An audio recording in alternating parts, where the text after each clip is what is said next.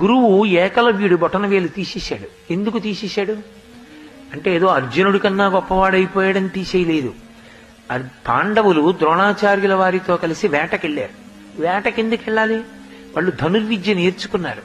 ఒక పరిగెడుతున్నటువంటి మృగం మీద బాణం వెయ్యగలడా వెయ్యలేడా పరీక్షించడానికి తీసుకెళ్లాడు. అక్కడ వాళ్ళు వేట కుక్కల్ని తీసుకెళ్లారు. వేట కుక్క అంటే దానికి ఒక లక్షణం ఉంటుంది. ఎవరైనా చాలా విచిత్రంగా కనపడ్డారనుకోండి అది మురుగుతుంది. ఇది చూడండి ఉంటుంది. అలా ఆ కుక్క చూసింది ఏకలవ్యుణ్ణి. ఏమిటి విచిత్రంగా ఉన్నాడు, ఆ ఈకలన్నీ తలకు కట్టుకున్నాడు, మొలకేమో జంతు చర్మం కట్టుకున్నాడు. దానికి విచిత్రంగా అనిపించి భౌ భౌ అని అరిచింది. తనని చూసి కుక్క అరిచిందన్న కోపంతో 6 బాణాలు ఇలా 6 బాణాలు ఇలా కొట్టాడు కుక్క నోట్లోకి. ఎవరైనా ఇలా వేస్తారు, ఇలా వెళ్ళి ఇలా, ఇలా వెళ్ళి ఇలా.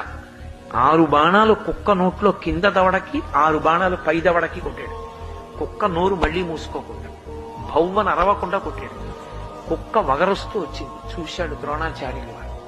అయోగ్యుడికి విలువిద్య దొరికింది ఎక్కడో. ఒక కుక్కకి మొరగడం ధర్మం. మొరగడం ధర్మమైనటువంటి కుక్క మురిగితే ఓర్చలేక 6 బాణాలు పైకి 6 బాణాలు కిందకి కొట్టాడు. సంస్కారం లేని చోటికి విద్య అబ్బింది. ఈ విద్య వాడి చేతిలో ఉంటే వాడు తన అహంకారంతో ఎవరినైనా పాడు చేస్తాడు. వాడికి ఉండకూడదు ఆ విద్య అనుకున్నాడు. వెతుక్కుంటూ వెళ్ళాడు. ఎక్కడిది ఈ విద్య అని అడిగాడు. మీ బొమ్మ పెట్టి నేర్చుకున్నానన్నాడు. నా బొమ్మ పెట్టి నేర్చుకున్నాడు కదా అని అనుమతించలేదు. నీ బొటన వీల్చినన్నాడు. ఎందుకని? ఖచ్చితంగా ఇతను తప్పు మార్గంలో వెడతాడని లెక్క కట్టాడు గురువు.